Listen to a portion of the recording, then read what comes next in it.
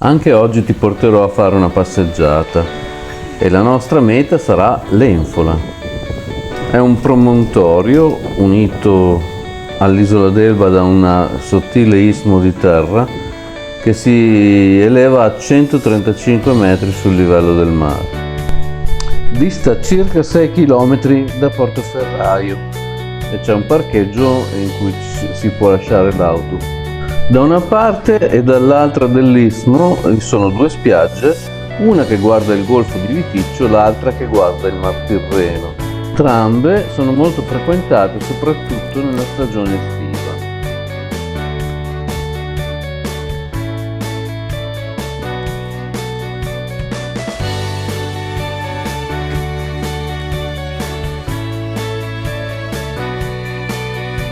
Dalla casa del parco parte il comodo sentiero che in circa un'ora ti conduce alla sommità dell'Enfola, uno dei luoghi più caratteristici dell'isola d'Elba.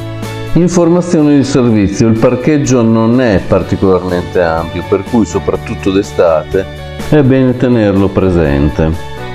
Cominciamo.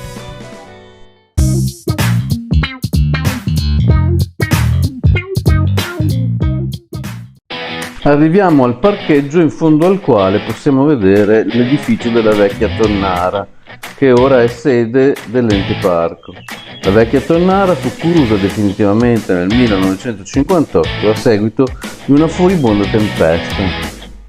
Più che un sentiero è una strada sterrata che è percorsa spesso anche da ciclisti in mountain bike.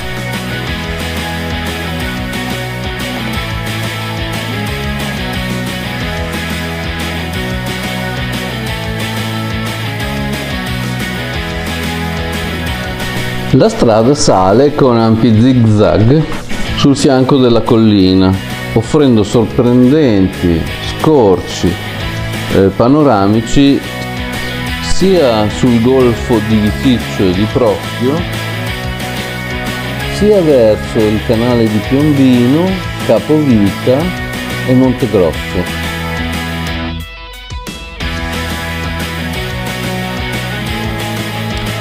Salendo troviamo alcuni ruderi resti di quello che era l'importante sistema difensivo rappresentato dalla batteria costiera cosiddetta De Filippi.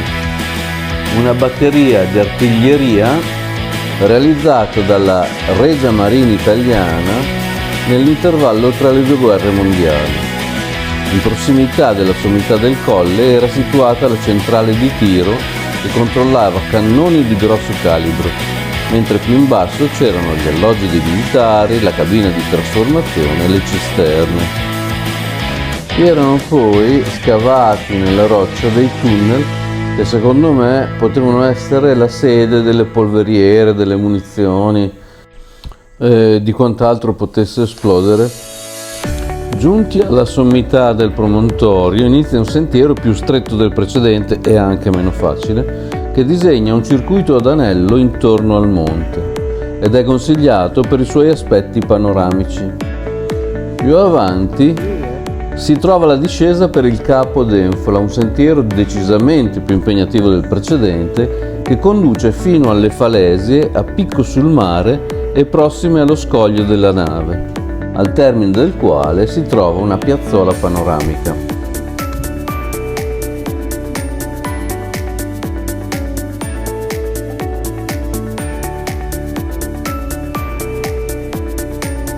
Occhio perché il tremotto che vedrete dipende dal fatto che ho messo il culo per terra, diciamola chiaramente.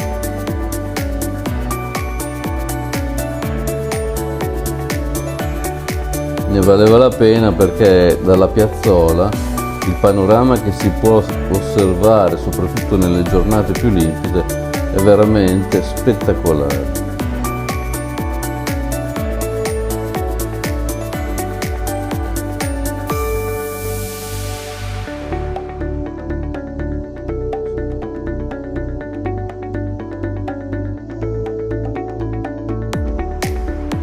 Anche per oggi è finita. Ripercorriamo a ritroso quel sentiero veramente difficile. Se non altro ci consoliamo col fatto che quando arriveremo di nuovo al parcheggio per riprendere l'auto potremo ristorarci senza problemi. Se il video ti è piaciuto, lascia un like e soprattutto iscriviti al canale, usa lo spazio commenti qui sotto se hai suggerimenti o idee per prossimi video. Per cui alla prossima!